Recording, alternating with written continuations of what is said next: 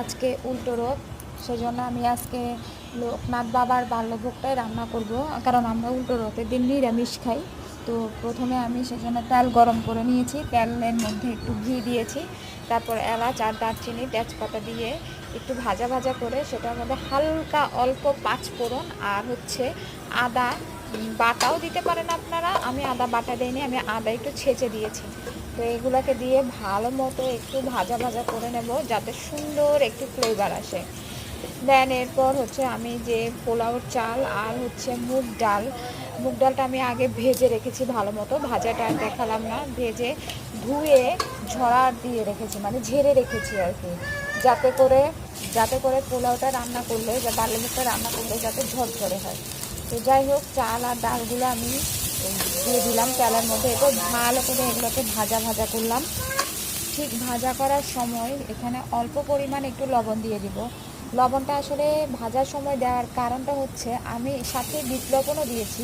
লবণটা দেওয়ার কারণ হচ্ছে আসলে যাতে পোলাওর চালটা রান্না করলে যে ভাতটা হবে সেটা যেন ঝরঝরে হয়।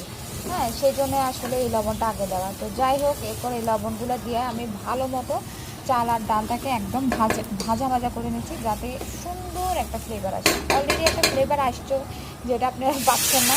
তো যাই হোক, এরপর আমি ফুটন্ত গরম পানি এটার মধ্যে ঢেলে দিলাম। তো গরম পানিটা আপনারা আপনাদের পরিমাণ মতো নেবেন। আমি এখানে আসলে 2 পট চালের জন্য গরম পানি দিয়েছি। তারপর হচ্ছে এখানে একটু কাঁচামরিচ আর হচ্ছে জিরার গুঁড়া, যেহেতু আমি এটাতে হলুদ দিয়ে রান্না করব না, কারণ হলুদ দিলে অন্যরকম একটা টেস্ট আসবে আর হলুদ ছাড়া অন্যরকম একটা টেস্ট আসবে, তো আমি হলুদ ছাড়াটাই দিচ্ছি। তো এগুলো দিয়ে অল্প একটু ঘি আর হচ্ছে সরিষার তেল দিয়ে ভালো করে নাড়া দিয়ে বলক ওঠা পর্যন্ত অপেক্ষা করব। তো বলক তো প্রায় উঠেই গেল, এখন অল্প আঁচে ঢাকনা দিয়ে দিব, যাতে আস্তে আস্তে আমার চাল আর ডালটা সিদ্ধ হয়। অলরেডি আমার চাল ডাল সিদ্ধ হয়ে গেছে, সুন্দর একটা ফ্লেভার এসেছে, যেটা আপনারা পাচ্ছেন না। এবং দেখেন চালটা খুব ঝরঝরে হয়েছে, এটা ঠান্ডা হলে আরও ঝরঝর হয়ে যাবে। তো এই তো এখন আমার এই চাল ডালটা এখন নামানোর সময় হয়ে গেছে, আমি এটা এখন নামাবো।